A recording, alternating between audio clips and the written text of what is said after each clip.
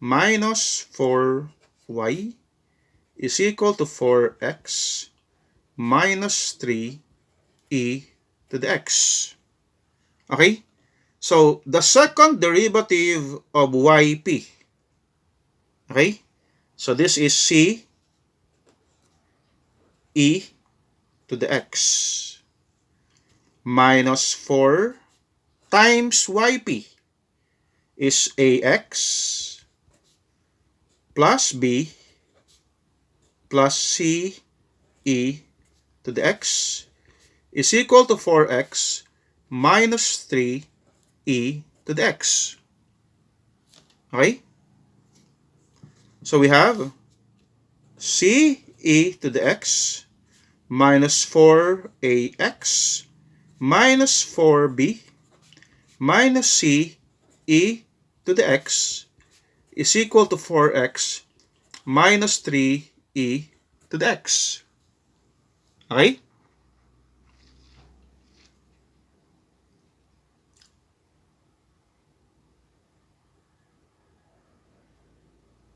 Hmm, 4 din pala ito. Nakalimutan ka, multiply siya sa 4. Ayan. So this becomes negative 3c e to the x minus 4ax minus 4b is equal to 4x minus 3e to the x. By comparison, okay? The one with e to the x is this 2. So we have negative 3c e to the x is equal to negative 3e to the x. Therefore, your value of your c is equal to 1. Okay? Now, this and this compared. So we have negative 4ax is equal to 4x. Your a therefore is negative 1. And b is equated to 0 since we don't have any constant here. So we have negative 4b is equal to 0. b therefore is equal to 0. Applying these values of a, b, c in the solution for yp, this one. Saan ba yung yp? Ito. In here. This is the value of your yp. Your yp is equal to ax plus b plus c e to the x. Your yp therefore is equal to a, negative x, b is 0, plus c is 1, plus e to the x. That is the value of yp. Now, what is our solution? Y is equal to yp plus yc. And this is e to the x minus x. Pinagpalit ko lang, wala namang problema yan. Plus yc, c sub 1, e to the 2x, plus c sub 2, e to the negative 2x. And if you'll notice, that is the same answer as what we have on method number 1, example number 2. Pareho nga ba? So, e to the x minus x, c sub 1, e to the 2x, plus c sub 2, e to the negative 2x. So, that is also the solution for method number 1, example number 1.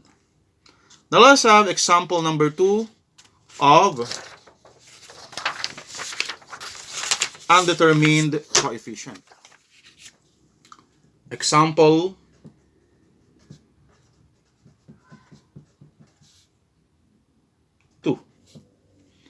So on example number 2, we have determine the general solution of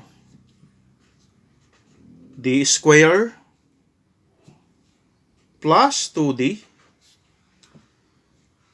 plus 5y is equal to 3e to the negative x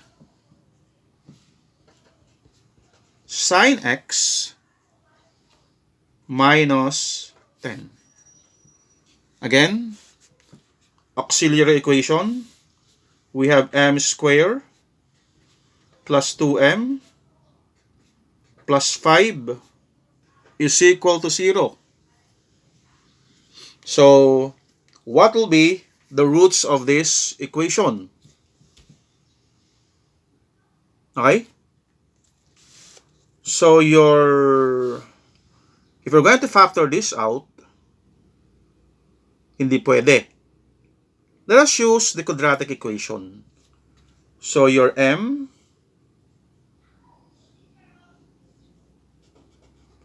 is equal to negative b, negative 2, plus and minus the square root of b squared, 2 squared, minus 4 times 1 times 5. B squared minus 4ac over 2a times 1. Or this is negative 2 plus and minus the square root of negative 4 times 5 is 20 minus 4, negative 16 over 2. Or this is negative 2 plus and minus 4i over 2. Or this is negative 1 plus and minus 2i. So that will be the root of the equation. Or this is r sub 1 is equal to negative 1 plus 2i. Nawala na ako sa screen. R sub 2 is equal to negative 1 minus 2i. So, under module number 1, saan to case papasok? So, that is case number 3. Based on case 3 of module 2, we have yc is equal to e to the ax times c sub 1 cosine bx plus c sub 2 sine bx, or yc is equal to e raised to a. This is a plus bi, ha? So your a is negative 1x times c sub 1 cosine of b, 2x plus c sub 2 sine of 2x.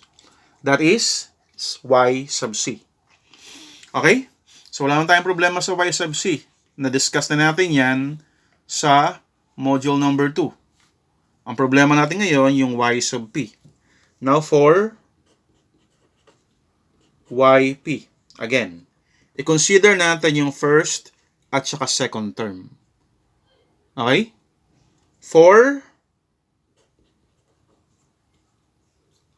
3e to the negative x sine x. Nawawala na yung aking pentel. So, gamit ulit ako ng itim, ha. Tignan natin tong isa kung magkakagigi. Okay? So, for 3e to the negative x sine x. Pangit. Pala.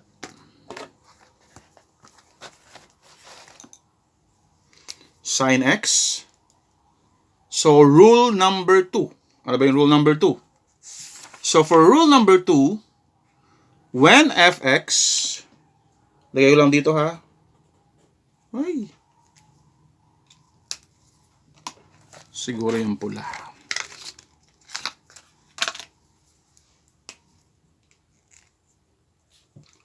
Rule 2. Okay. Rule number 2. Where fx is equal to k x raised to p e q x cosine bx, or k x raised to p e raised to qx sine bx. Okay? So, what is our p here? Your p is 0. Kasi wala naman tayong x dito. Your q is negative 1. Okay? And your b is equal to 1. Okay? And your k, or a sub n, is equal to 3. Okay? Therefore, your yp sub 1 is equal to k y sub 1 is equal to ax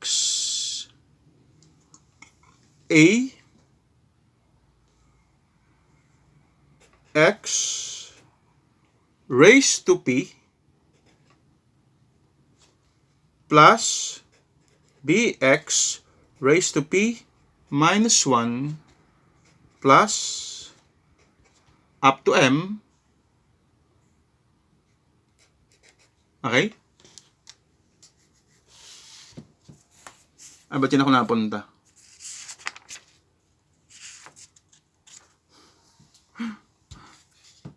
So, hindi ito yung formula natin, ha? Mali ang natignan ko. So we have y p sub 1 is equal to e raised to qx times a sub 1 x raised to p up to m times x raised to r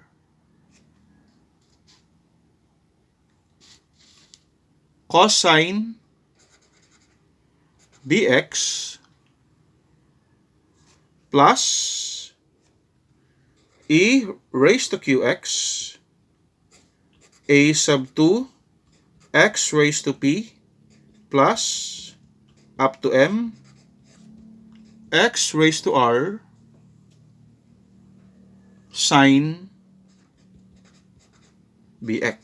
So, titira tayo sa taas, ha? So, for y p sub 1, we have e raised to q negative x times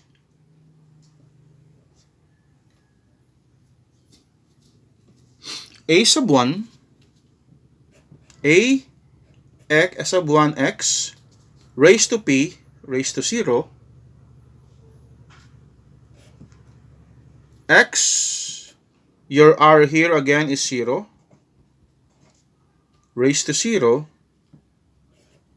cosine x plus e raised to negative x times a sub 2 x raised to p is 0 again. Wala naman tayo iba, di ba? X raised to 0 sine x, or y p1 is equal to a sub 1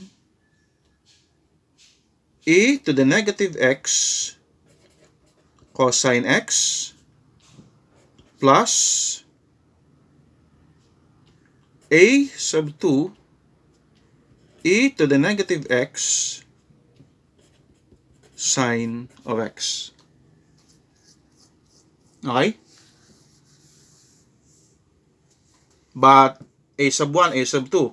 So gawin na lang natin siyang a e to the negative x cosine x plus b e to the negative x sine x.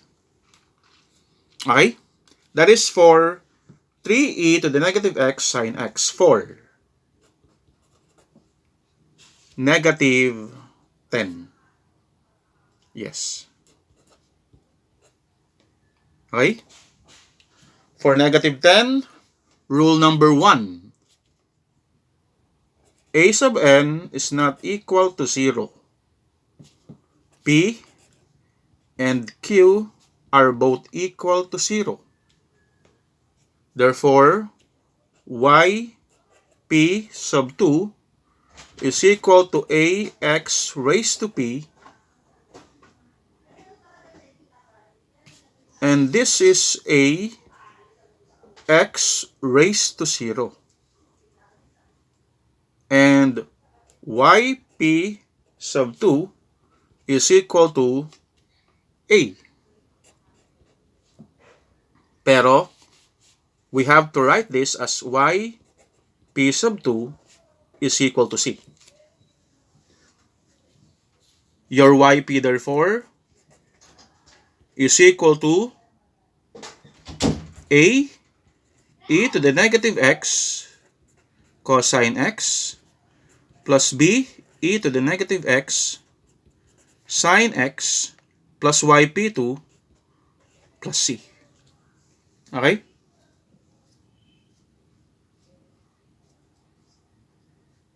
Okay? Now, let us have ilang differential bang gagawin natin sa example number 2?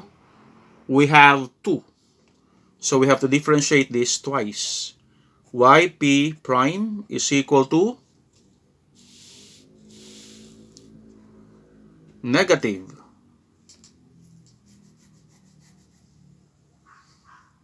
a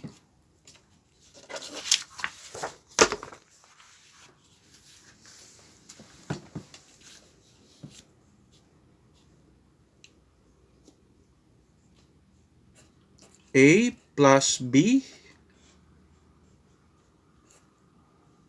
e to the negative x sine x minus a minus b e to the negative x cosine x. Okay? C is 0. O ano nangyari dito? How are we going to differentiate this? So that is differential by product. Mamaya, paliwanag natin yan, ha? Yp double prime, although dapat yan, na-discuss nyo na yan sa differential equation nyo. Y double prime, Yp double prime is negative 2b e to the negative x cosine x plus 2a e to the negative x sine x. Okay, that is y double prime. How we arrive on this? I-recall nyo na lamang yung differential calculus nyo. Okay? But that is the differential of a product. Yung e to the negative x cosine x, e to the negative x sine x. So what is the differential of a product? That is the differential of ub is u dx plus b du. Okay? U dx plus v du. Sige. Simulan natin sa y prime. Dito muna tayo sa first term. E to the negative x cosine x. That is u and v. Your u is e to the negative x. Your v is cosine x. du is negative e to the negative x. dv, what is the differential of a cosine? That is, ano? A negative sign ba? Negative sign. Okay? U dv plus v du. So, e to the negative x, negative sine x, plus v cosine x du. Negative e to the negative x. Okay? So, simplifying this, we have negative e to the negative x sine x plus cosine x times a. Okay? Dito naman tayo. b e to the negative x sine x. Your u, e to the negative x, v sine x. du, negative e to the negative x, dv, dx. Kahit na wala yung dx. dv is cosine x. Okay?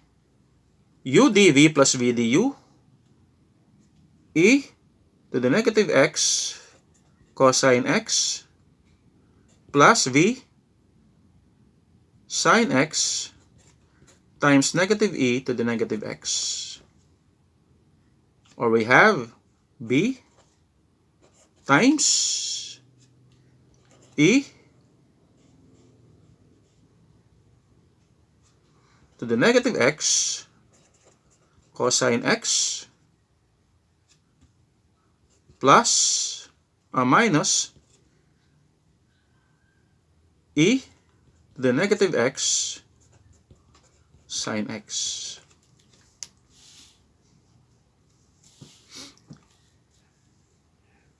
So what happened? So we have a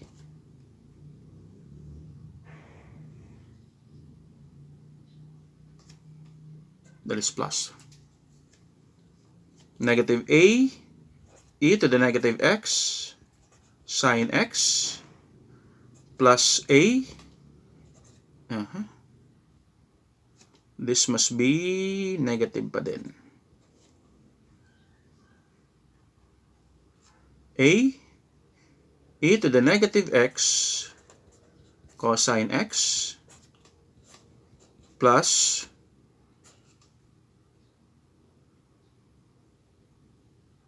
b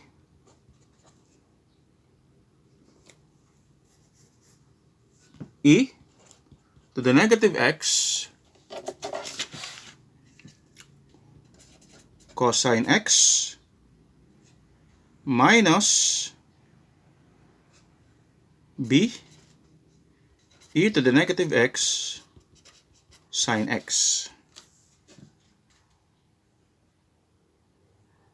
So cosine,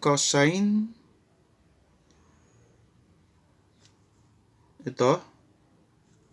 So we have sine, negative a minus b e to the negative x sine x plus negative a plus b e to the negative x cosine x. Okay?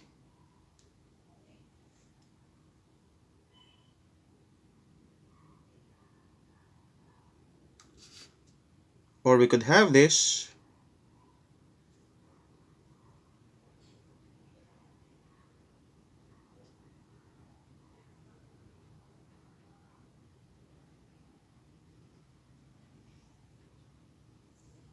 negative a plus b e to the negative x sine x minus a plus b e to the negative x cosine x. So, pareho dito. Okay? That's how you differentiate that. Next. So, shall we have the second derivative pa ba? Wag na lang. Sige, basta yun ang derivative natin. The next thing that we have to do is to substitute these values of the differentials into the original equation. So, in d square, or d square plus 2d plus 5y is equal to 3 e to the negative x sine x minus 10. Okay? So we have d square y plus 2dy plus 5y is equal to 3e to the negative x sine x minus 10. The second derivative of y is negative 2b e to the negative x cosine x plus 2a e to the negative x sine x plus 2. The derivative, first derivative of y, we have negative a plus b e to the negative x sine x minus a minus b e to the negative x cosine x plus 5y. But what is y? Ano yung y natin? yp. That is a e to the negative x